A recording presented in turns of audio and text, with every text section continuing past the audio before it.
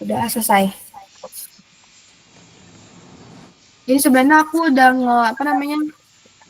ngesingkatin dari pertemuan ketiga ini. Terus kan ini kan isinya tentang planning sama pengadaan kan. Nah, kalau secara keseluruhan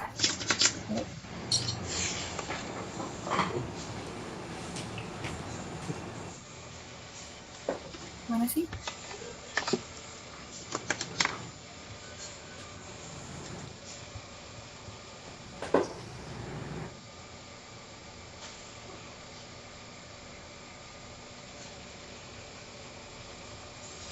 Nah,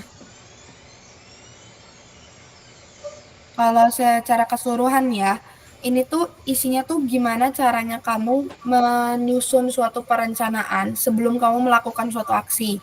Nah, terus di sini tuh dibagi dua kan, ada yang direncanakan dulu, ada yang pengadaan.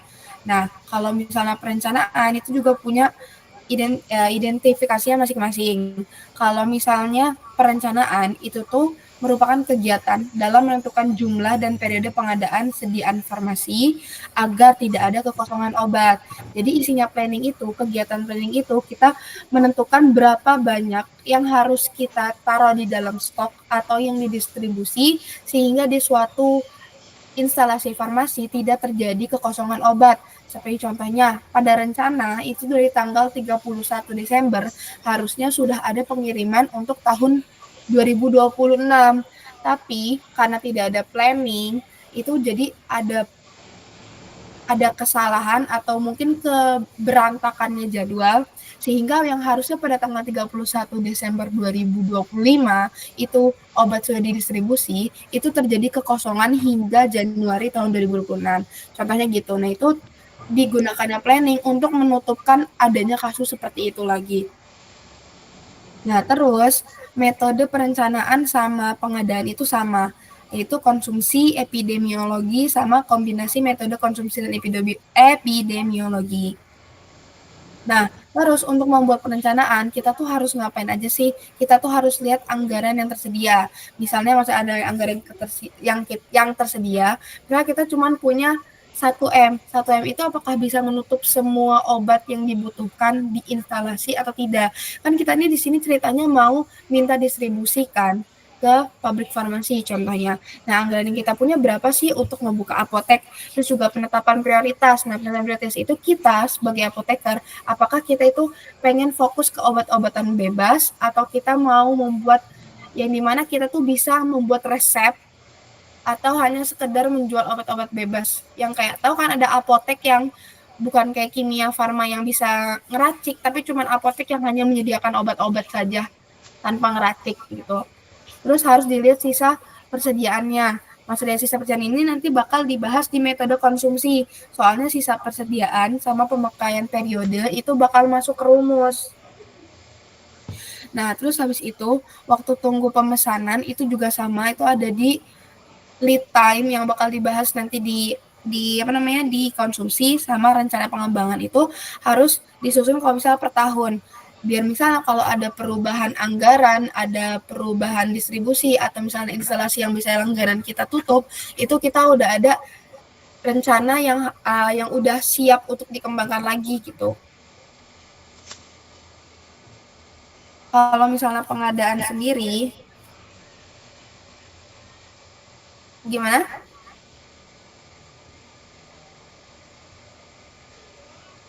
Orang kita semua diem. Enggak, tadi Karisma nanya.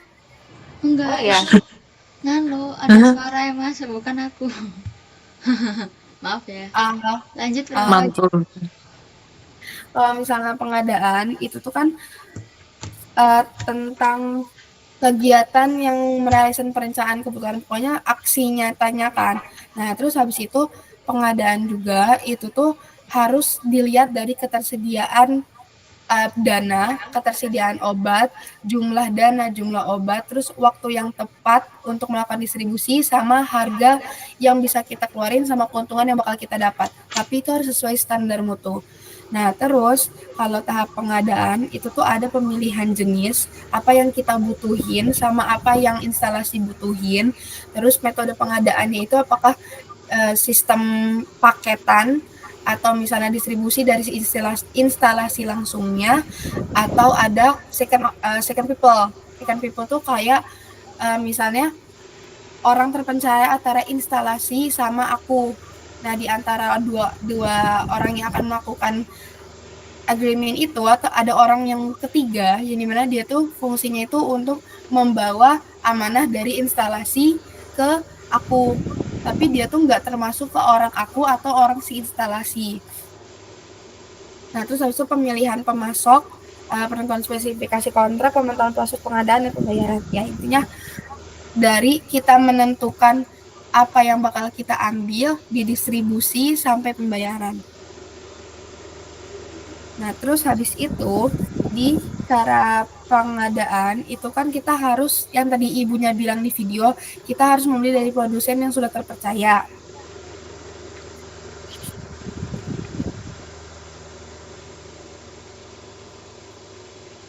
Contohnya di sini kita tuh kalau misalnya di rumah sakit ya, terus habis itu ada instalasi farmasi yang menyediakan obat-obat obat-obat industri juga, itu harus dibeli di pedagang besar farmasi, PBF. Itu industri terbesar. Yang kita harus belinya di PBF yang notabene di instalasi yang udah terpercaya. Nah, itu satu hal yang diperhatikannya itu ada kriteria sediaan informasi, persyaratan pemasok, penentuan waktu pengadaan kedatangan sediaan, pemantauan rencana pengadaan sesuai jenis, jumlah, dan waktu. Untuk persyaratan pemasok, ini harus sesuai dengan kemampuan kita. Apakah persyaratan yang diberikan oleh produsen atau industri itu masih bisa kita jangkau atau enggak? Kalau misalnya enggak, itu lebih baik jangan. Karena itu nanti malah berending untuk kelebihan pasokan di gudang dan akhirnya itu jadi buang-buang. Nah, biasanya persyaratan juga itu tuh kayak agreement antara instalasi sama pihak kamunya. Apakah kamunya yang akan mengambil keuntungan seberapa persen dari kerjasama dengan instalasi atau enggak gitu. Nah, terus habis itu ada sumbangan dropping hibah. Ini tuh biasanya kalau misalnya di program pemerintahan kayak anti HIV, terus anti cacing, itu kayak obat-obat gratis kayak anti anemia. Emang kalian pas SMA pasti ada kan pemberian obat penambahan darah? Pernah nggak? Pernah. Nah, itu stop, panggil aku ibu. Nah, itu Nah, itu salah satu ke sistem pengadaan secara pemberian atau hibah. Nah, tapi kalau produksi, ini tuh kita harus punya syarat dari 6 ini supaya kita bisa memproduksi. Kalau misalnya kita nggak ada kepentingan dari 6 ini, kita nggak perlu produksi. Kita cukup ke pembelian ke industri. Soalnya kalau misalnya produksi itu dia tuh kayak lebih kompleks dan membutuhkan waktu yang lama kan. Kalau misalnya kita membuka suatu apotek tapi kita hanya memproduksi barang yang kita jual, kecuali bagi orang-orang yang emang intinya mau bikin satu produk kayak apa sih namanya, yang jamu obat jamu, Fitofarmaka apa? bukan Suwe ora jamu. yang instalasi yang obat jamu. Ini yang pernah kita datengin itunya seminarnya. Apa sih namanya? Itu muncul. Iya. Kalau si snapback udah muncul, itu dia bilang antang. Soalnya dia itu membuat suatu sediaan yang tidak ada di pasaran dan dia memproduksi sendiri itu untuk harga yang lebih murah dengan keuntungan yang lebih tinggi ya. Tapi itu juga karena dia udah punya label sebagai industri atau sebagai pembuat produk, udah sebagai produsen dan juga udah menjadi seorang produktor.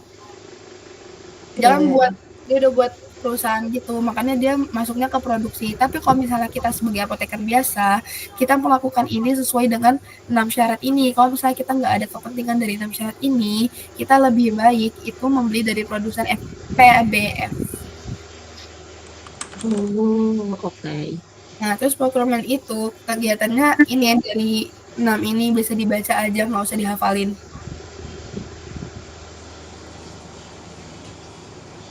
Nah, terus ini yang tadi disenggol sama ibunya juga di video, kalau misalnya ketika pengadaan si barangnya itu nyampe, itu tuh kita harus sebelum melakukan pembayaran, kita harus memastikan sesuai dengan surat pesanan, spesifik barangnya itu harus sesuai. Kalau misalnya dikatakan bahwa expired date-nya itu hanya 3 bulan, tapi kok ketika datang expired date-nya itu yang 2 bulan.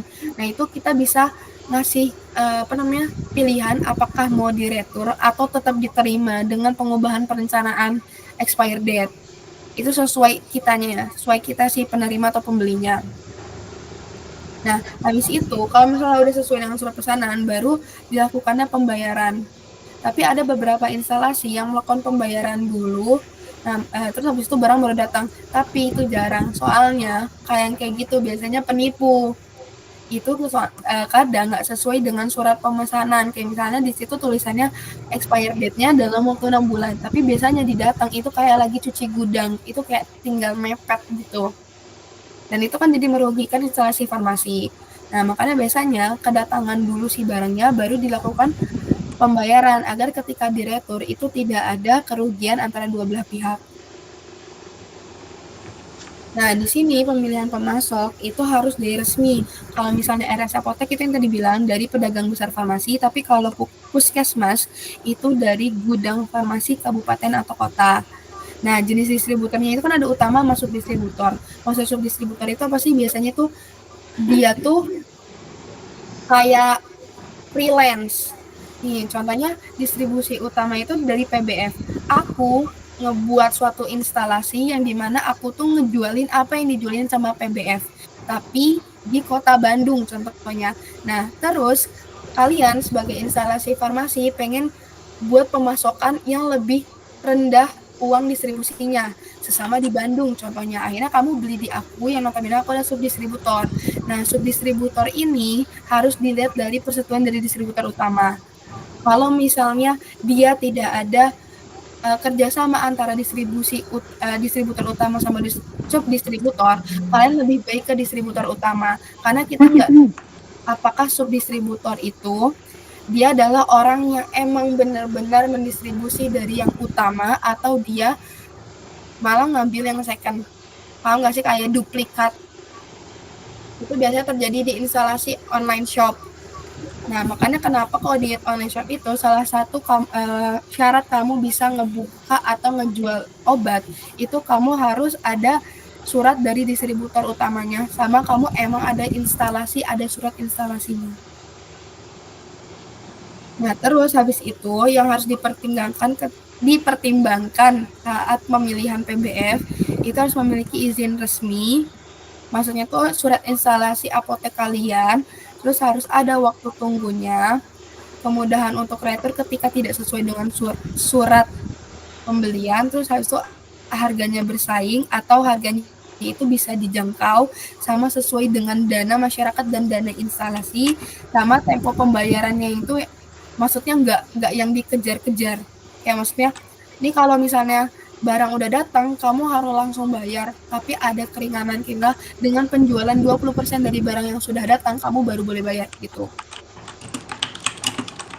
Nah, ini yang tadi sempat dibicarain yang di grup sampai aku ditanya itu, surat pesanannya itu kan harus sendiri, ada yang harus sendiri, ada yang bisa bareng-bareng. Nah, di sini narkotika, psikotropika, prekursor, OOT, dan reguler itu tuh jadi 5 surat beda. Nah, khusus untuk narkotika, dia itu walaupun sesama narkotika harus dipisah SP-nya. Kayak narkotika A dengan narkotika B, walaupun sama-sama narkotika itu nggak boleh dalam satu surat pesanan, harus dipisah. Tapi walaupun dia satu nama, kayak contohnya kodein yang pil sama kodein yang sirup itu sama-sama kodein kan, tapi karena dia juga beda bentuk sediaannya, dia tidak boleh disamain surat pesanannya. Jadi sama-sama semua narkotika harus sendiri. Berbeda sama psikotropika. Psikotropika itu boleh disatukan surat pesanannya, tapi dengan sesama psikotropika. Kalau misalnya dengan ada yang masa psikotropika sama obat reguler atau obat bebas, itu gimana, itu surat pesanannya harus dipisah karena dia udah beda golongan. Nah, tapi kalau misalnya psikotropika dengan satu psikotropika yang lainnya itu masih boleh di satu surat pemesanan. Ya, Prof. Itu kamu yang ralat dari Bu Dwi, itu kamu kirim ke grup. Biar Oh, tidak grup menyesatkan. Grup kelas. Oh, Biar ada pahala. Biar tidak menyesatkan. baru Yes. buka kok. Baru mau ngirim, Rio langsung nanya. Dapet info nggak ada. Gercepnya. Coba tanya Rio, soal yang Bu Dwi mirip soal STL nggak? Dari Manfaat balik. boleh. Hehe. Jadi psikotropika itu boleh disatuin tapi harus satu golongan. Iya, harus sama-sama psikotropika. Sama kayak prekursor, dia boleh satu SP, tapi kalau sama-sama prekursor. Oke. Prekursor sama psikotropika.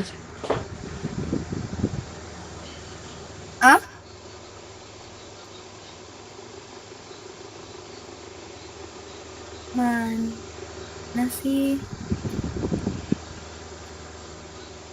SP itu apa? Surat. Oh, yang Gak ada angin, gak ada hujan. Tada. Ayo react. Dulu belum. Oh ya, bikin konteksnya dulu.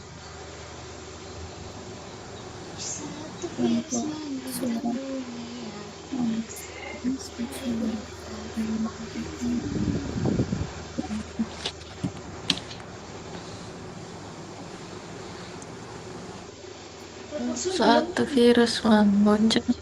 Oke. Nah, terus untuk format SP itu harus mengacu pada peraturan BPOM nomor 24 tahun 2021. Tapi pas aku lihat di soal UTS zaman baheula, itu nggak ada yang ditanya formatnya. Jadi aku skip untuk format BPOM nomor 24 tahun 2021.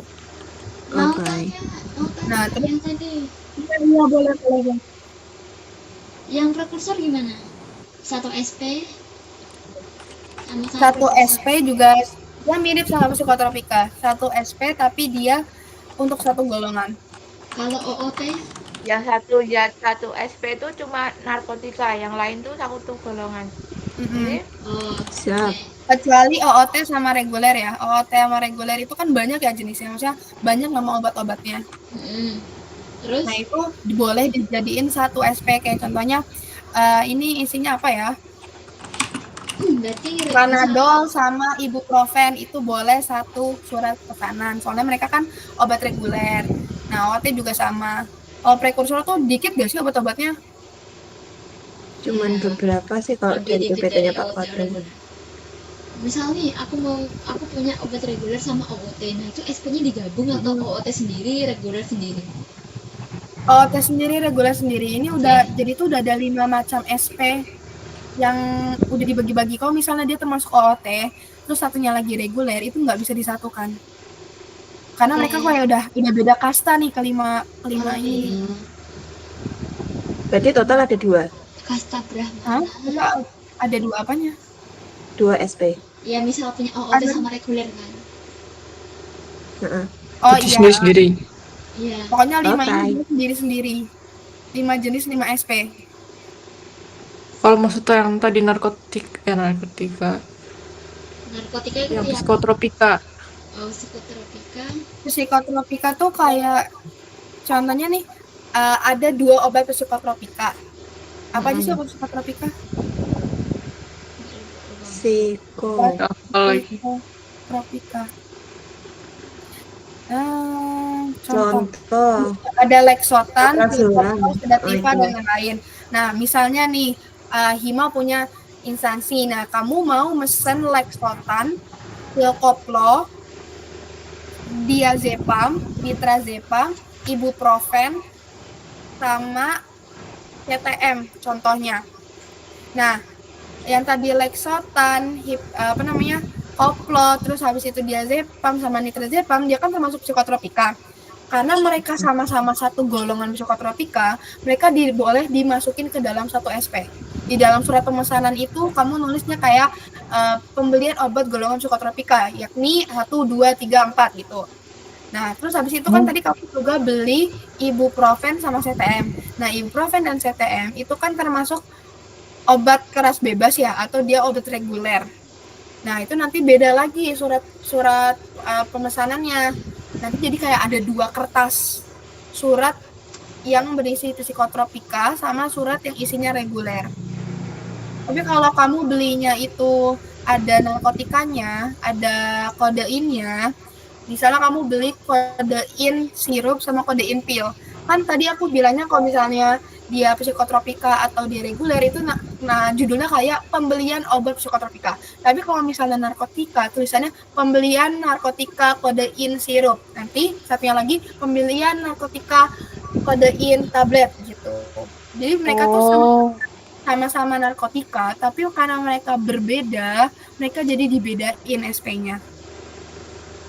Banyak banget. Kayak kalau narkotika. dipisahin per Kalau jenis obatnya gitu. Iya, jadi kayak satu obat. Kalau yang narkotika, Iya, khusus narkotika. sisanya boleh dijadiin satu. Sisanya Maksudnya itu tuh satu-satu gitu loh. Maksudnya psikopatrika sendiri. ya, intinya Walaupun ada psikotropika, 3 bisa disatuin gitu. ya, intinya psikotropika itu nggak boleh digabung sama prekursor nggak boleh masuk ke OT kalau misalnya reguler, pokoknya nggak boleh saling masuk 5 ini. Tapi nama obat-obat atau jenis obat-obat yang terdiri sebagai reguler itu bisa disatuin. Obat-obat yang sebagai OOT bisa disatuin. Jadi itu kayak judulnya, jadi kayak pembelian obat prekursor, yakni 1, 2, 3, 4. Pembelian obat reguler, yakni 1, 2, 3, 4. Tapi kalau untuk narkotika, pembelian obat narkotika kodein bla bla bla. Itu hanya untuk satu. Oke. Terus kalau pengadaan obat di puskesmas, ini tuh bakal mulai masuk perhitungan. Soalnya kita bakal menentukan jumlah dan periode pengadaan sediaan farmasi harus sesuai dengan kriterianya. Nah, ini tuh untuk mencegah kekosongan atau kelebihan stok obat, sama menjaga ketersediaan obat di puskesmas. Ini harus dilakukan oleh tenaga teknik kefarmasian. Nah, terus itu pertama kita ngumpulin data. Datanya apa aja sih? Data obat di periode sebelumnya. Apakah ada sisa? Apakah habis dalam waktu 1 tahun itu real habis? Terus habis itu data morbiditas atau data yang biasanya dibeli sama konsumen. Terus habis itu apakah ada usulan dari konsulen dan lain-lain. Terus data pemakaian itu yang tadi yang bisa memberikan hasil sisa stok, dan kita jadi tahu oh sebenarnya obat ini tuh nggak terlalu dibutuhin di sini tuh. Nah, gitu. Terus habis itu laporan pemakaian, misalnya laporan pemakaian itu di suatu kota A, di instalasi A, yaitu pemakaian obat A itu ternyata nggak terlalu dibutuhkan. Dalam satu periode pembeliannya itu di bawah pembelian obat umum. Dan itu jarang diambil juga oleh sistem puskesmas. Kayak maksudnya puskesmas itu kan benar-benar yang langsung ngelihat secara langsung si rakyat ini butuh apa. Nah, terus kalau misalnya si puskesmas juga memberikan data bahwa obat A itu tidak sangat dibutuhkan oleh orang-orang sekitar, maka itu biasanya ada laporannya, sehingga nanti akan pengurangan jumlah obat ketika distribusi. Terus habis itu yang kedua itu ada memperkirakan kebutuhan periode yang akan datang ditambah stok penyangga atau buffer stock. Buffer stock itu ditentukan dari lead time penerimaan obat, kemungkinan perubahan pola penyakit, sama kenaikan jumlah kunjungan. Terus buffer itu kan jadi kayak penyeimbang gitu kan, makanya dibuat kayak stok tambahan untuk melihat untuk waktu tunggu penerimaan obat. Maksudnya waktu tunggu penerimaan obat itu kan tadi misalnya setiap tanggal 31 Desember obat itu sudah didistribusi. Tapi terjadi kesalahan sehingga pada tanggal 31 Desember itu belum didistribusi. Nah, makanya dibuatnya buffer stock sehingga ketika waktu belum adanya si obat didistribusi ke kita, orang-orang kalau mau beli obat A itu masih ada. Itu termasuk buffer stock. Terus habis itu kemungkinan perubahan pola penyakit itu aku kurang paham, tapi di sini aku mikirnya itu ke vaksin gitu loh. Jadi mungkin kalau profesor-profesor punya pemikiran yang lain bisa diucapkan. Kalau sepahamku tuh buffer stock tuh kayak sebagai cadangan gitu loh. Kan semisal kita memprediksi dari data kemarin kalau kita hitung tuh tahun ini tuh kita butuh 300. Nah, kita tuh harus mempertimbangkan kalau semisal kedepannya ada perubahan pola penyakit, terus nanti kan berarti perlu obat yang lebih banyak. Nah, buffer stoknya itu bakal sebagai cadangan sehingga kayak nanti nggak kekurangan gitu loh. Jadi kayak meraba-raba meramal gitu, kalau sepahamku loh.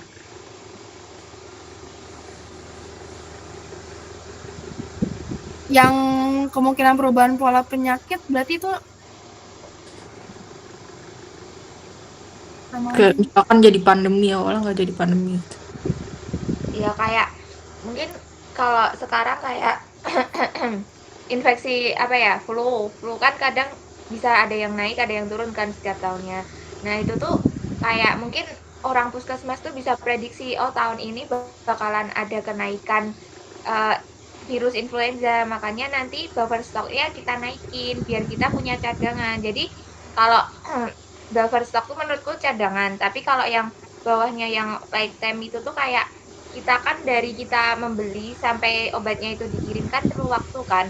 Nah, dalam waktu itu kan masih ada kekosongan obat. Nah, itu juga bakal diperhitungkan sebagai lifetime. Tapi kalau buffer stock tuh yang kayak kedepannya tuh bisa jadi ada pertambahan virus atau apa gitu. Makanya perlu cadangan obat. Kalau di apa ya namanya? Di latihan soalnya tuh dia buffer stoknya tuh dikaliin 20%, soalnya dia memprediksi dengan adanya perubahan pola penyakit, dengan adanya waktu tunggu, dengan adanya kenaikan jumlah kunjungan, nanti tuh dia bakal apa ya, butuh cadangan obat 20% dari obat yang sudah ditargetkan sebelumnya gitu. Kalau sepahamku loh ya, sekali lagi aku nggak bisa main VAR. Gak boleh Keren banget analisisnya. Keren Harus banget ngomong analisisnya. Kelas banget, itu udah bisa loh. Makasih ya Hel, kamu sangat menghargai aku. Ya, aku kan selalu menghargai orang. Siap.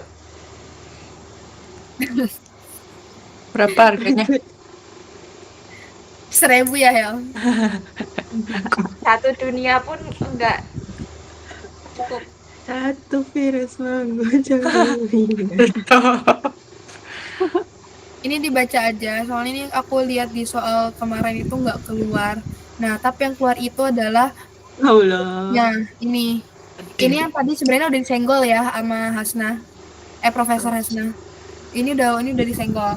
Yang tadi 20% itu tuh masuknya ke SS. Apa namanya? Bukan sisa bukan apa sih, SS tuh kayak simpenan.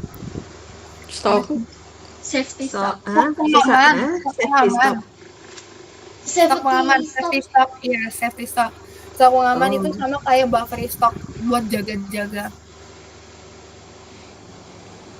Ya, aku mau ganti ini biar bisa coret-coret. Pandol.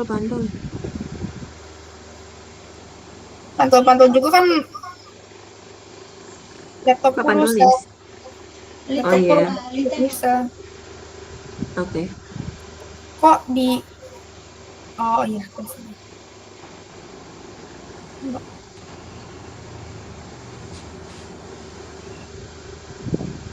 Loh, kok nggak bisa? Emang kalau di web nggak bisa ya? Apanya? Gak bisa apa? Him, kamu kalau misalnya share screen pakai iPad bisa nggak? Bisa.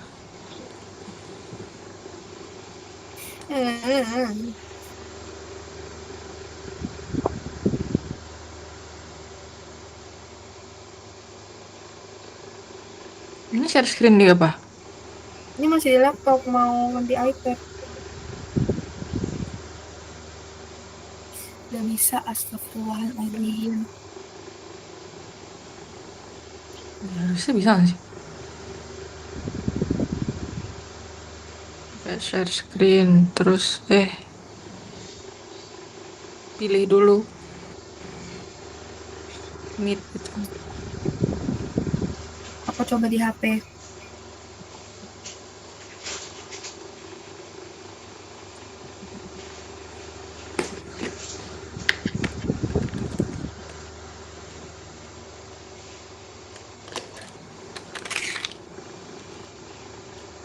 Oke, terus share screen.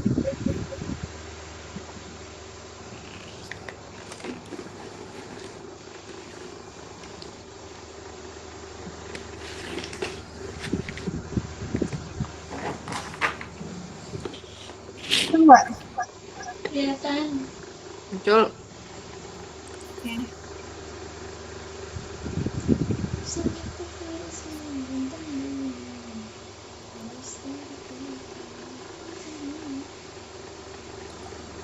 Not now. Not now. Tinggal guli. Kenapa sih? Tiba-tiba. Lagi berendor. Biar melek. Udah.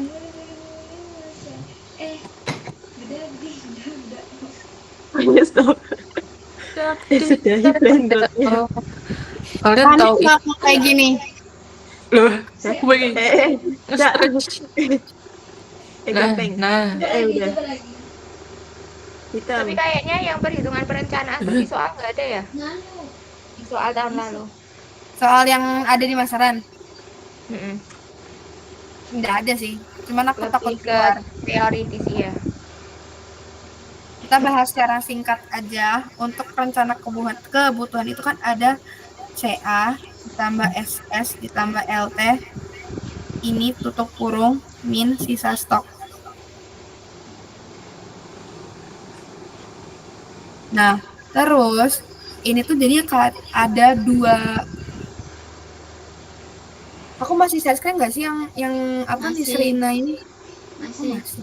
masih Cuma sedikit. HP-mu Hap sekarang kecil. yang kelihatan. Yang lebih kelihatan yang HP. Oh, oke.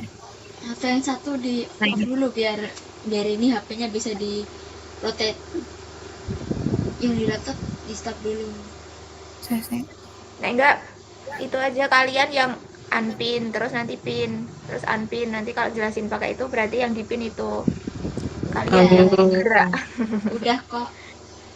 Udah. Kelihatan kok yang ini.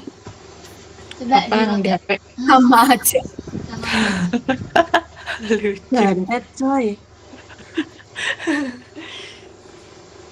Nah, terus ini tuh si CA ini dia itu kan isinya stok kerja atau yang biasanya distokkan di dalam waktu periode itu. Biasanya instalasi itu pakainya per tahun. Makanya nanti tuh di setiap soal itu pasti tahun 2022 dari Januari sampai Desember itu biasanya stoknya sebanyak gini nih. Nah, tapi di sini tuh ada dua versi. Ada yang versi nggak ada sisa atau kekosongan, sama ada kekosongan.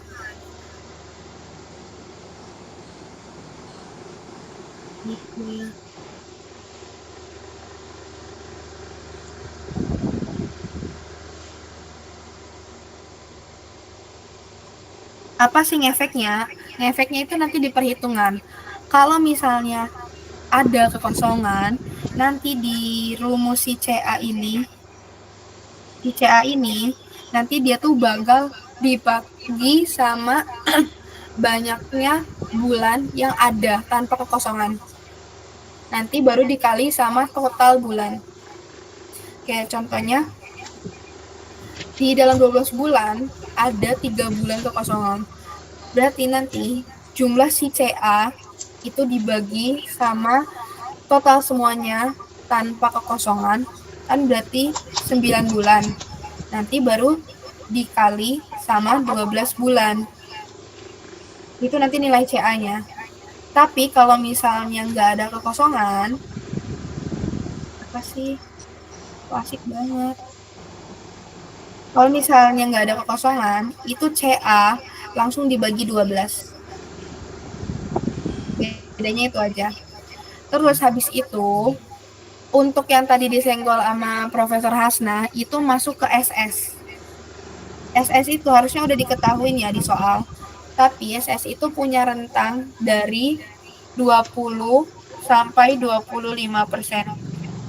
SS itu rata-rata 20-25%. Kalau misalnya tidak diketahui di soal SS-nya itu berapa persen, maka digunakannya 20%. Tapi kalau misalnya diketahui di soal SS-nya dari rentang 20 sampai 25, maka menggunakan hasil rentang tadi untuk SS. Nah, SS ini fungsinya itu untuk dikali sama tablet hasil CA. Misalnya, tadi hasil CA itu yang ada kekosongan, itu hasilnya X. Berarti nanti si hasil SS atau simpenan untuk keamanannya, kayak simpenannya barangkali terjadi apa-apa, itu 20% dari hasil CA, 20% dari X. Ini berarti nanti banyak yang dibutuhin untuk penyimpanan keamanan. Ya, Prof? Nambahin dikit Prof, yang itu CA per 12 itu nanti masih dikali 12 lagi. Oh iya. Berarti sama aja CA. Perhitungan di bawah nggak dikali 12 tahu? Kalau nggak dikali 12 nanti beda sama yang atas. Kalau Iya yang sih. atas kan dikali 12 karena dicari dulu rata-ratanya. Nanti berarti kalau rata-ratanya segini tuh 1 tahunnya berapa. Tapi kalau yang itu tuh sebenarnya nggak perlu dibagi 12, kayak udah tahu aja kalau nggak ada kekosongan. Ya nggak sih? Sebenarnya awalnya aku mikir kayak gitu. Tapi di soal yang contoh perhitungan metode konsumsi ini Nggak mana ya? ada. Oh enggak deh, Konsumsi dia itu dikali dibagi 12 10. bulan dulu. Oh iya. Oke, maaf kesalahan baca.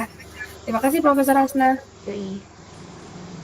Ih, sokul banget. Apa kayak iya gitu. Tenggorokan kesakitan. Lukas. Soson banget. Nah, terus tadi yang benar kata Profesor Hasna itu harus dikali 12. Atau kalau misalnya dia nggak punya kekosongan, berarti nggak perlu dibagi 12 ataupun dikali 12. Wah, kan berarti dalam satuan itu udah fix semuanya kegunain kan. Nah, terus nanti ketika hasil si SS-nya udah diketemu, kita bisa cari si LT atau lead time. Nah, lead time itu biasanya itu harusnya udah diketahui ya, sesuai instalasinya. Lead time itu perkiraan datangnya itu berapa lama sih? Rata-rata orang tuh masukinnya 3 minggu. Tapi ada juga instalasi yang lead time itu 1 bulan. Kalau misalnya diketahui di dalam soal, waktu untuk lead time-nya atau perkiraannya berapa lama, itu pakai yang ada di soal. Tapi kalau misalnya tidak diketahui, itu digunakannya 3 minggu. Karena rata-rata instalasi pasti lead time-nya itu 3 minggu.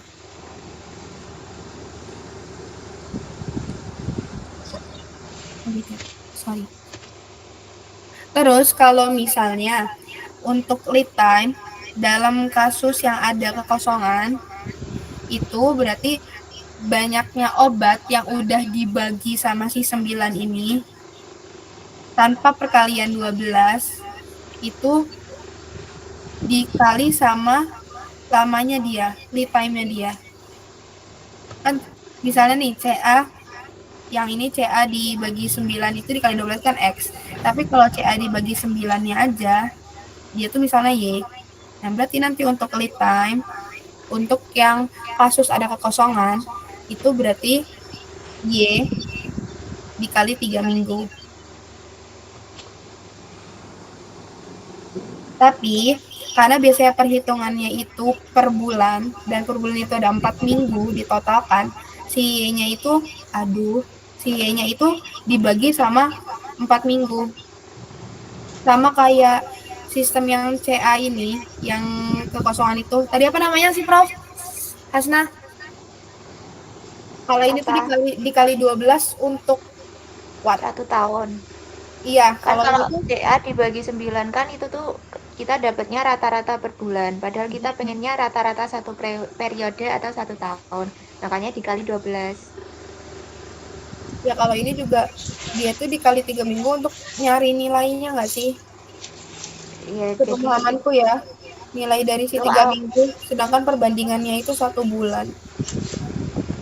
Z itu apa? Z itu udah rata-rata per bulan atau masih?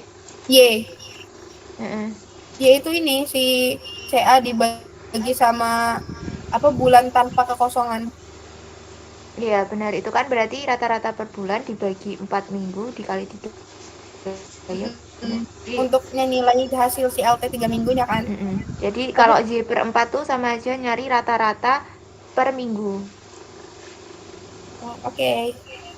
Tapi kalau misalnya si LT-nya itu diketahuinya 1 bulan, itu kita nggak perlu dilakuin hal ini. Hasil dari Y, hasil dari si Y-nya ini langsung dikali 1 aja. Karena kita kan nggak perlu cari perbandingan lagi. Nggak perlu nyari nilai per minggu. Karena langsung per bulan. Nah, tapi kalau misalnya dalam kasus tidak ada kekosongan, terus dia tuh hanya diketahui 1 bulan, berarti nanti hasil dari kekosongan ini dikali sama 1 bulan, dikali sama 1. Karena biasanya, apa sih ini namanya, LT itu dia tuh per bulan. Tapi kalau misalnya dia dicari per minggu, itu nanti si nilai tidak ada kekosongan dibagi 4 dikali 3. Cara untuk nyari per minggu itu seperti ini.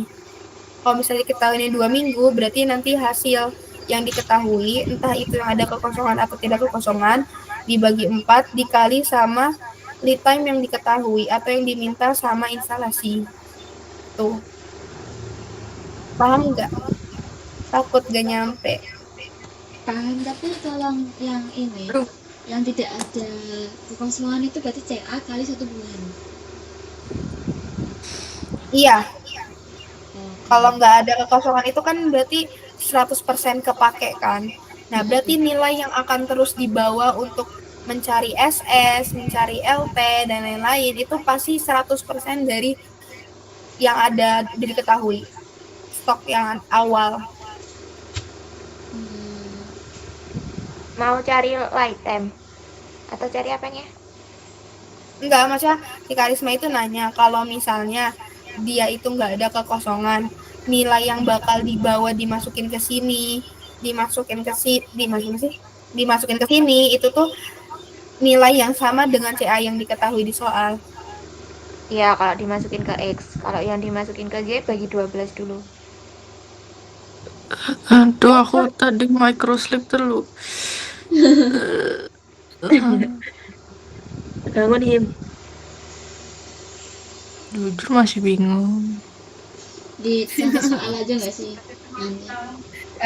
Itu loh intinya tuh kayak tergantung yang diketahui. Misal yang diketahui kita di sini kasusnya tidak ada kekosongan ya. Berarti kan kita tahu jumlah total obat dalam 12 bulan. Misal jumlah total obat dalam 12 bulan tuh 30 tablet. 30.000 tablet. Berarti nanti kita cari si itu tadi apa? Stok tambahan atau apa sih tadi namanya? Buffer stok tadi kan berarti 20% dikali 20 20% dikali 30.000. Ya. Itu udah kan, udah pada paham kan? Nggak buat soalnya aja, Po.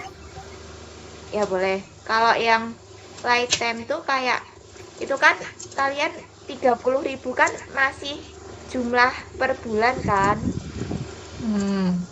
Jumlah per periode kan, 1 tahun kan? Nah, kalian cari rata-rata 1 bulan tuh berapa? Berarti kalian bagi 12 kan? Iya. Nah, terus di lifetime tuh kan kita carinya 3 minggu. Berarti kita harus tahu dulu rata-rata per minggu kan? Nah, ya udah berarti yang 30.000 tadi dibagi 12 kita dapat rata-rata per bulan. Terus yang rata-rata per bulan kita bagi 4, kita dapat rata-rata per minggu. Baru dikaliin sama waktu yang diminta sama perusahaannya. Kalau Waktunya semisal mau 3 berapa? minggu ya berarti kali 3 gitu. 3. Pemisalan aja. Kok diminta 3 ya 3. 3 tuh bang, 3 minggu. Ya, 3 Heeh. minggu. Nah, Coba deh. ini kan di sini diketahui CA atau stoknya 30.000. Terus dia tidak ada kekosongan. Terus LTM-nya 3 minggu. Bener gak, Prof? Iya, benar. Nah, terus kita bakal cari si yang pertama, itu kita cari CA-nya. Karena dia tuh gak ada namanya kekosongan, berarti nanti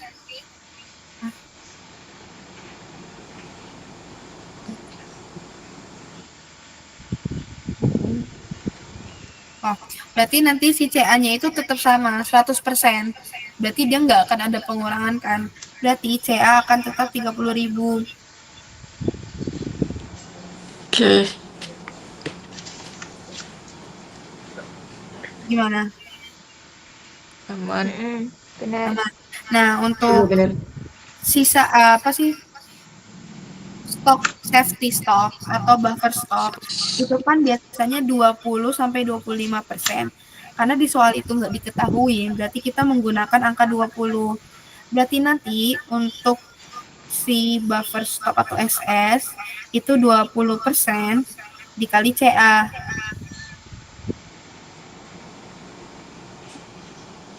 Gimana, Him? Aman.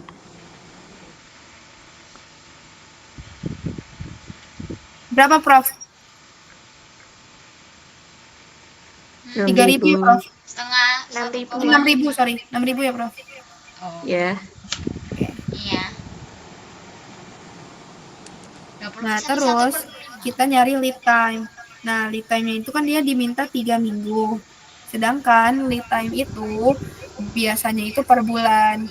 Berarti nanti Prof, di sini kita makainya itu yang 30.000 atau yang 6.000? 30.000 ya? Iya, 30.000. Yang tadi kata Prof dibagi 12? Kan itu kan masih jumlah 1 tahun. Kita kan mau cari rata-rata per bulan. Rata-rata per bulan berarti dibagi 12. Nah, Tapi itu rata-rata per bulan buat apa? kan rata-rata kita kan carinya mau 3 minggu kan. Berarti kan kita harus cari rata-rata 1 minggu tuh berapa. Nah, 1 minggu tuh 1 bulan. iya. 3 minggu tuh 1 bulan. Perbandingannya itu 3 kalau minggu misalnya 1 kita bulan. Prof, ini tuh maksudnya karena kita perbandingannya itu 1 bulan, pakainya yang 4 minggu, makanya kita nyari nilai 30.000-nya dibagi 12. Tapi kalau misalnya kita mau dibaginya itu bukan per bulan, langsung per minggu dalam 1 tahun, itu berarti nanti dibagi banyaknya minggu dalam 1 tahun. Gitu bukan, Prof? 52 Boleh, berarti. tapi Dibagi 52. Buset. ya gitu Beda boleh, ya? tapi kalau enggak ya gini manual 30.000 dibagi 12, terus nanti hasilnya baru dibagi 4. Itu kan boleh. Oke. Jadi kalau ada 2 cara. Ada yang kamu mau pakai angka besar langsung 30.000 dibagi Emang sama 52 ya? 52 minggu. Lah, 4 kali 12 berapa? 48. Beda kan? Satu virus mengguncang dunia. Tapi kalau di PPT itu dia dibagi sama bulan. Apakah dia kan kalau di PPT kan 25.000 kan, tapi dia 02 bulan. Berarti kan 10 bulan kan? Iya. Nah, nanti kita cari tahu rata-rata per bulan. Berarti kan 25.000 bagi 10. Kan 2.500. Nah, 2.500 itu di PPT dibagi 4. Jadi manual, nggak langsung dibagi 52 gitu. Oh, berarti nggak boleh. Emang ada 52 ya? Enggak Nggak kok tahu. dihitung. 52. 12 kali 4. Tapi kan ada yang itu kan di totalin 4, berarti kalau misalnya 28 kan, sedangkan kan ada yang tanggal 30, tanggal 31. Iya sih, dalam 1 tahun. Tapi masa bedanya sejauh itu? Oh iya, Maksudnya 52. kayaknya dianggapnya tetap 30 hari nggak sih? Ini pakai yang sesuai PPT deh. Yang dibagi 12. Dibagi manual aja, manual. Oke. Nah, berarti untuk mencari LT, karena kita itu di sini pakainya per minggu, sedangkan ini tuh data per tahun. Nah, kita jadi cari dulu per bulannya itu berapa. Ini kan masih 1 tahun. Nah, kita buat jadi 1 bulan. Berarti 30.000 dibagi 12. Berapa tuh, Bang? 9. Nah, 300 bagi 12. Allah. 25. 25 dibagi Ya. 4. Berarti 2.500 ya? Ya. Iya, 2.500. Apa? 25.000. 2.500. Nah, 2.500. 25.000 orang. 30. Tanya yang atas aja Oh, cuma sorry. 30.000. 2.500. Kocak lu ngapa? Berarti per bulannya itu kita punya stok 2.500. Nah, karena kita udah ada yang per bulan, berarti nanti kita pakai datanya yang per bulan. 2.500 itu dibagi sama banyaknya minggu dalam 1 bulan, itu 4, dikali sama banyaknya minggu yang diinginkan sama instalasi, yaitu 3 minggu. Berarti nanti kali 3. Berapa hasilnya? Sekian. Nah, itu dikali 3 sampai gitu. 1875. Berapa, Prof? 1875. Iya, kenapa? Tablet ya? Profesor kan? 625 tablet gitu kan. 625. Enggak. 625 tuh tablet per minggu. 625. Di mana ada angka 625 di situ? 2.500 bagi 4. Iya, 625 kali 3. Iya. Nah, jadi aku bingung karena 625 tablet tapi kali 3 minggu. Terus satuannya apa gitu? Ternyata satuannya Tablet. Ada satuannya. Kan 4-nya minggu. Minggu kali kan itu yang atas tablet, terus di per minggu dikali Minggu coret. Minggu sama minggu coret. Jadi Iya, apa ini aku tablet? nulisnya beda. Oke, makasih, Prof. Oke. Satu virus mengguncang Iya, lucu deh. Kenapa profesor-profesor mini ini sangat lucu. Oke, berarti nanti LT-nya itu atau yang penyimpanan kita di 3 minggu itu ada 1875. Kalau misalnya ditanya per hari, berarti dibagi 7. Buset. Tapi nggak bakal. Soalnya ini pasti ditanyanya langsung to the point. Nah, terus kalau misalnya udah diketahui angka-angka ini, itu berarti dijumlahin semuanya. Yang tadi 30.000 ditambah 6.000 ditambah 1.875. Nah, karena dia tidak punya sista stok, berarti kan dia nggak dikurangin sama siapa-siapa, dikurangin 0 kan. Berarti jumlah keseluruhan ini tuh adalah apa sih itu namanya? Rencana kebutuhan. Ya, rencana kebutuhan yang dibutuhkan oleh suatu instalasi. Gitu deh.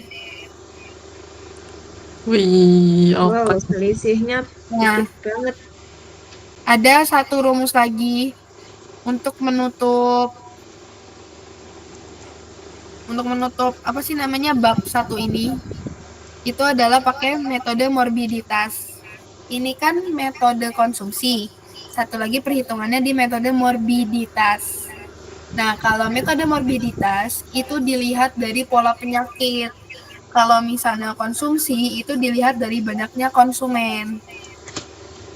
Jadi kalau misalnya ada satu penyakit cacar contohnya. Dulu kan di pondokku satu orang cacar, semua orang kena cacar kan.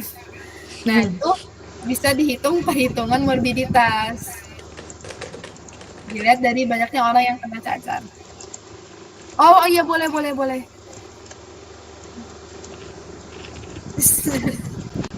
Screen. Share skin. Si My Ciu. Prof, share screen kata Prof Karisma. Iya, siap, Prof. Ternyata pakai iPad gak guna.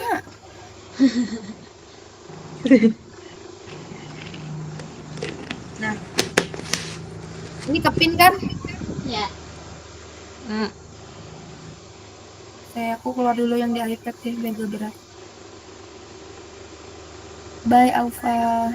Sama itu Cak, kamu kayak komen di draftnya latihan soal kan itu, yang kayak lah ini juga iya, Maksudnya? yang kayak kamu di latihan soal STL kan kamu ada yang komen kayak ini loh metode perancangan obat dengan metode epidemiologi, data utama yang dibutuhkan adalah, kan jawabannya jumlah kasus tiap masalah kesehatan yang perlu diterapi, iya kan, tapi kamu komen di waktu tunggu pemesanan. Nah ini juga iya, enggak tahu. Soalnya di catatanku yang apa namanya, tahapan seleksi mana sih, hilang sih. Seleksi? Yang aku komen seleksi gak sih? Bukan kok. Enggak, epidemiologi kamu komennya. Mana ya? Oh ini, yang waktu tunggu pemesanan. Di catatanku itu epidemiologi itu dilihat dari waktu tunggu. Jadi aku mikir waktu tunggu sama waktu tunggu pemesanan tuh sama. Makanya aku nanya, ini juga ada. Tapi kalau di PPT rumusnya tuh cuma kasus dikali jumlah obat yang dibutuhin satu siklus pengobatan. Saya di mobilitas mana ya? Enggak ada rumusnya, cuma ada contoh soalnya. Iya. Di atasnya. Nah, bukan misalnya aku mau ini. Nih, faktor-faktor yang itu kan ada waktu tunggu. Nah, terus tapi kalau di sini kan nggak ada kan. Nah, jadi aku tuh nanya di situ, barangkali ada yang catatan yang lebih lengkap. Apakah ini juga termasuk? Soalnya ini juga ada di faktor. Tapi di apa sih namanya, di perhitungan nggak ada. Tapi yang ditanyain data utama. Berarti yang masuk perhitungan. Pakai.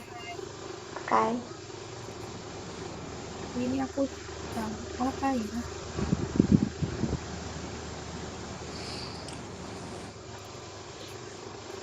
Oke.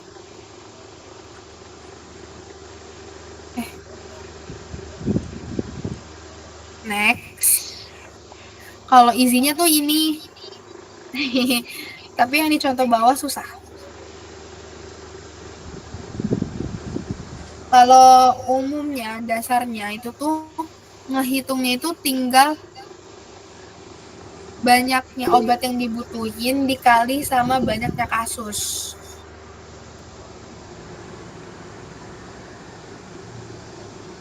Tapi kalau di sini ini lebih kompleks. Jadi aku takut salah dalam menjelaskan. Jadi mohon bantuannya para profesor. Kita diskusi. Yang aku tadi di grup nanyain, dia ini kenapa 5 hari itu aku bingung kenapa. Dia 5 hari dari mana? Sedangkan di sini tuh nggak dikasih tahu dia tuh berapa harinya. Coba searching pengobatan bronkitis kronis satu siklus tuh berapa hari?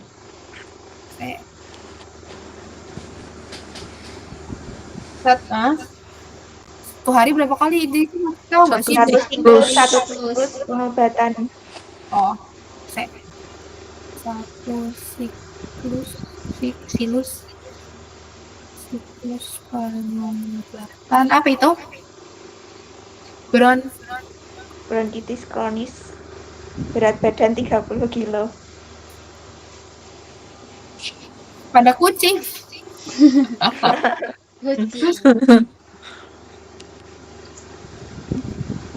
Lah, apa coba? Aku baru sadar kalau yang ini ternyata gede-gede. Gede. Gak dikasih tahu, cuy. Satu siklus pengobatan bronkitis kronis biasanya melibatkan kombinasi terapi termasuk tidak merokok, penggunaan bronkodilator. Gak membantu. Makanya aku nanya 5 hari itu dari mana? Sesuai seninya. Satu siklus konsumsi obat pengobatan bronkitis kronis bisa berlangsung dalam hitungan bulan hingga pasti kentut. Ini, apakah antibiotik 5 hari cukup untuk bronkitis kronis? Pedoman American College of Physical atau ACP tentang penggunaan antibiotik jangka pendek yang tepat mencakup rekomendasi bahwa pengobatan antibiotik harus dibatasi hingga 5 hari pada pasien dengan eksaserbasi PPOK dan bronkitis akut tanpa komplikasi yang memiliki tanda-tanda klinis infeksi bakteri. Oh, Nah. berarti emang semua antibiotik 5 hari ya? Ya, berarti ini Banyak apa kan. gitu?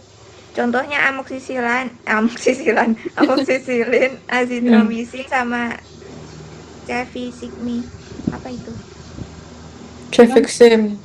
Cefixime. Cefixime. Itu 5 hari doang. 5 hari tiap minggunya.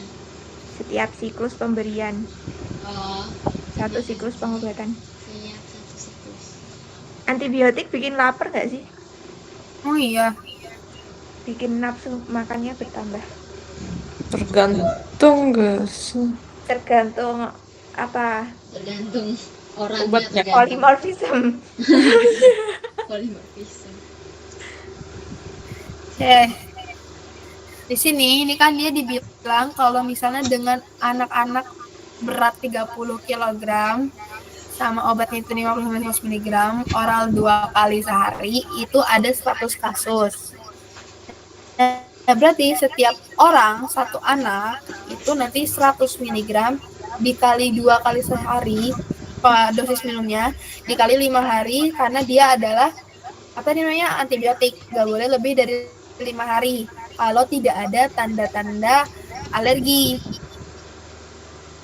Berarti dalam satu siklus minum antibiotik dibutuhkannya 1000 mg untuk satu orang anak. Nah, terus aku mau di sini agak penasaran deh. Misalkan berat anaknya 30 kg, emangnya masuk ya ke sini? Kan bukan lebih besar sama dengan?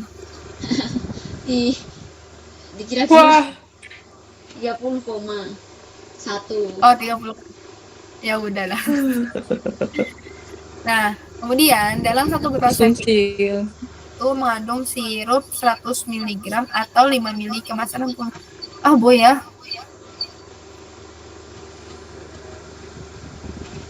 Dalam satu botol Cefixime mengandung sirup 100 mg. Dalam botol yang 5 ml apa sih? Dia tuh itu satu botol tuh 60 ml, di mana setiap 5 ml itu terdapat 10 mg si cefixime. Bahan Kalau nggak salah.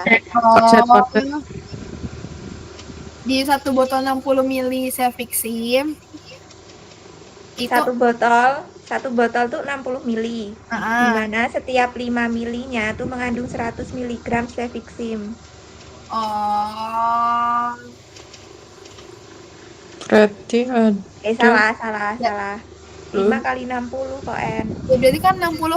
Kalau misalnya dalam dalam 5 ml ada 5 ml ada 100 mg Cefixime, berarti 60 bagi 5 12. 12 kali 100 berarti 1.200. Ada 1.200 Cefixime di dalam satu botol itu.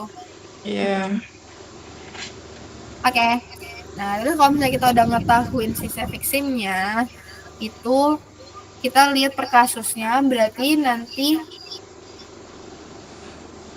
1000 mg yang dibutuhkan satu anak dalam satu siklus itu dibagi sama 1200 mg Cefixime dalam satu botol. Kan 0,8 botol yang nanti akan digenapkan menjadi satu botol. Berarti nanti satu anak dapat satu botol yang dikonsumsi 2 kali sehari. Karena ada 100 kasus, berarti nanti 100 dikali satu botol. Jadi ada 100 botol.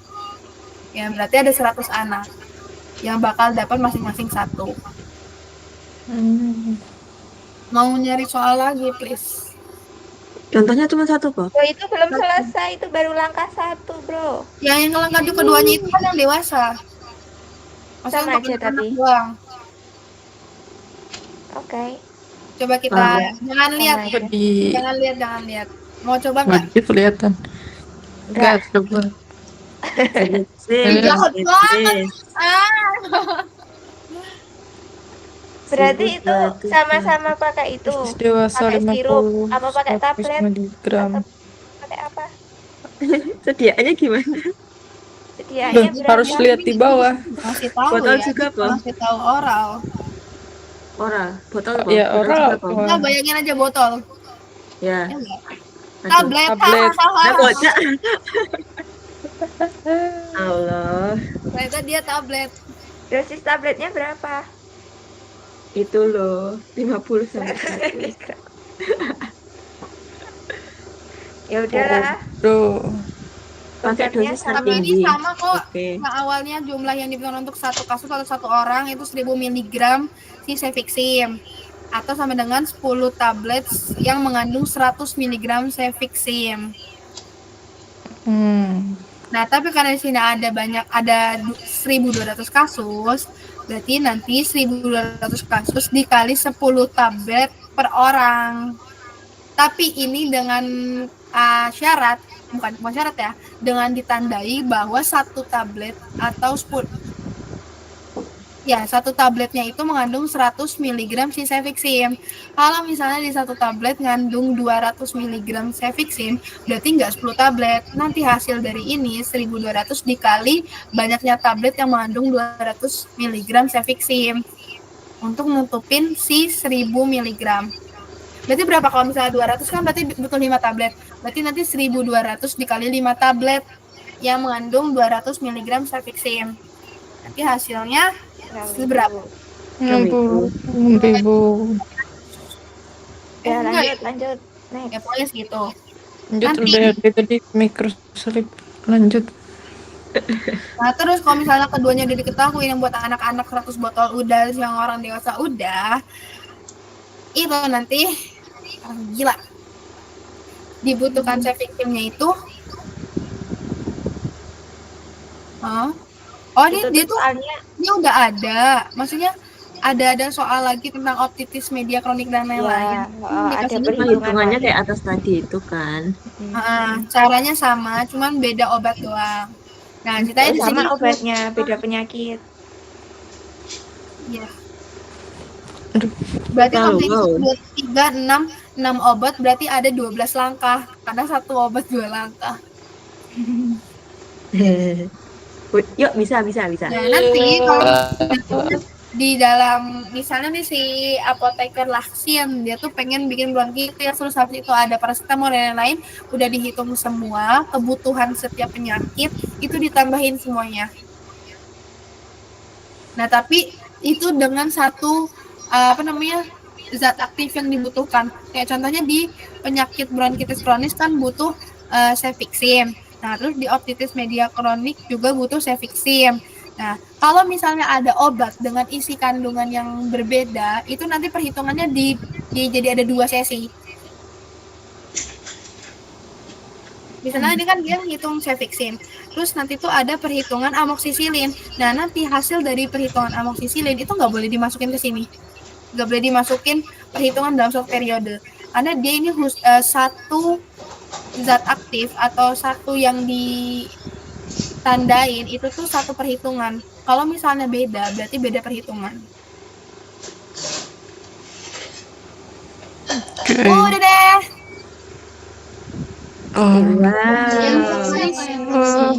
Sama itu sih kayak sebenarnya masih ada satu rumus lagi yang pengadaan di puskesmas. Tapi itu tuh sama aja, konsepnya sama si yang sebelumnya. Tapi kalau pakai yang itu tuh bisa cari si optimal, apa sih namanya? Stok optimal.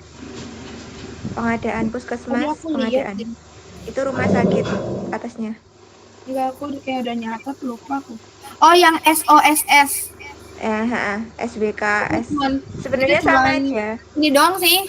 Kan tadi nih yang SOSK, SWK ini sama kayak tadi ABCD yang ada sisa, ada kekosongan dan lain. Ini satu rumus. Nah, itu kan stok optimum atau yang kebutuhan obat yang tadi kita udah pelajarin kan itu sama. Nah, kalau misalnya menghitung permintaan obat, itu nanti hasil dari si stok optimum yang tadi dicari itu dikurangin sama sisa obat. Keren ya di sini campur tangan Allah. Makasih. dikit lagi lucu. gitu. Karisma jahat.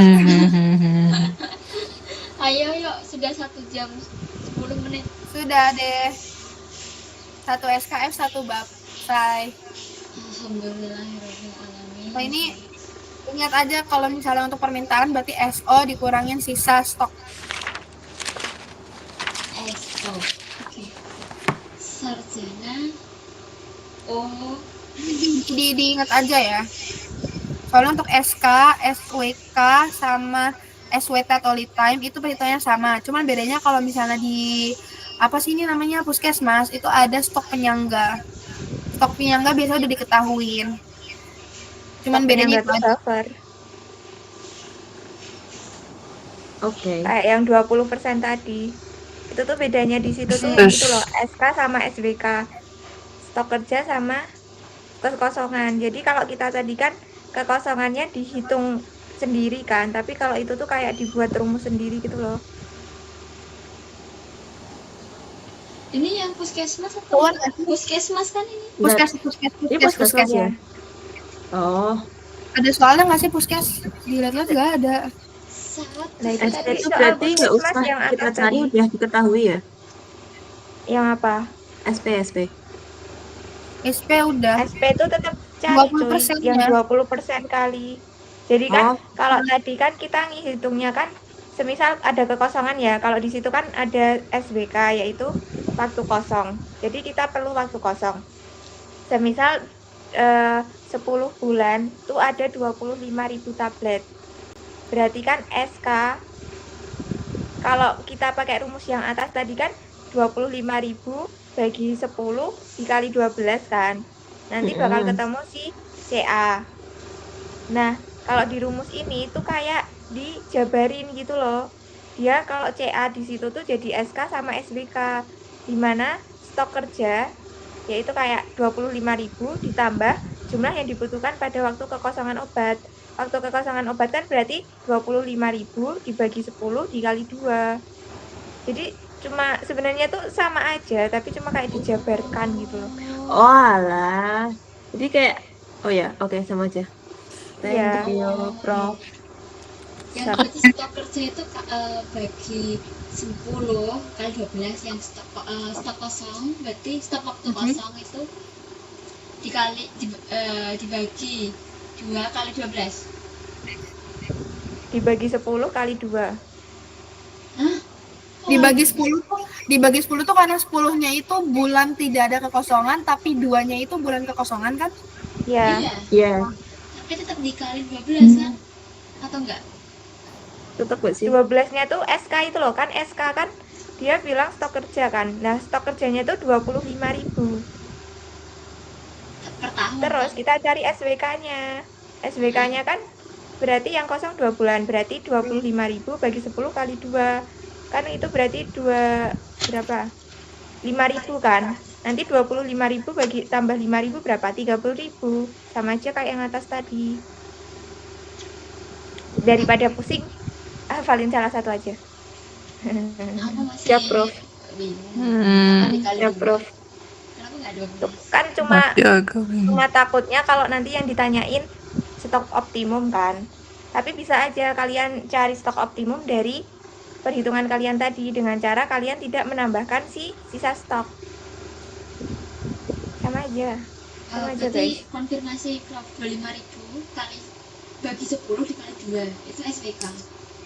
Heeh. 2 itu 2 bulan yang kosong.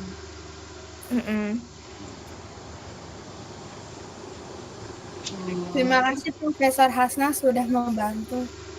Ya, Sangat membantu. terima kasih banyak Profesor Aca. Kayaknya aku nanti kalau udah gede nggak mau dipanggil Aca deh, mau dipanggil Nisrina aja. Kamu tuh pelin-pelan banget, Alfa, Nisrina, Aca, semua aja. Bentar. Aku Jadi aja nama. ntar manggil. Sebel banget. Terus aku kalau tanya, kamu orang Cirebon, kamu kenal Aca? Aca siapa? Gak ada Aca yang namanya mana? Aca. Ternyata Mana udah Aca? ganti nama. Jadi Enggak bakal. Ibu Rio. Ntar jadi Nisri. Nah, aku mau dipanggil Rium aja Rium. Stop. Hah? Enggak boleh.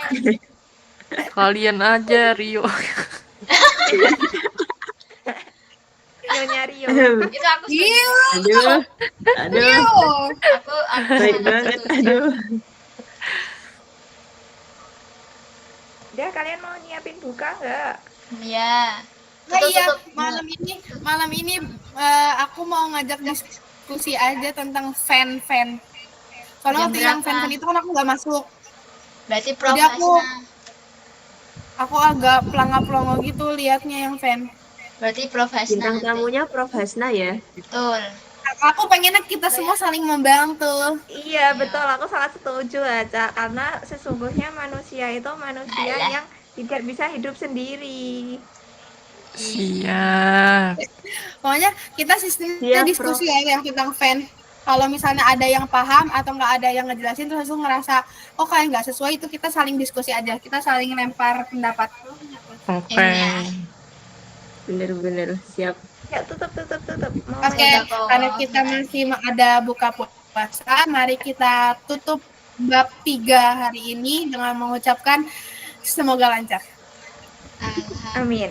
Alhamdulillah. Alhamdulillah. Subhanakallahumma Alamin. Asyhadu alla ilaha illallah Astaghfirullah wa atubu wa ilaih. atubu ilaih. Aku Assalamualaikum.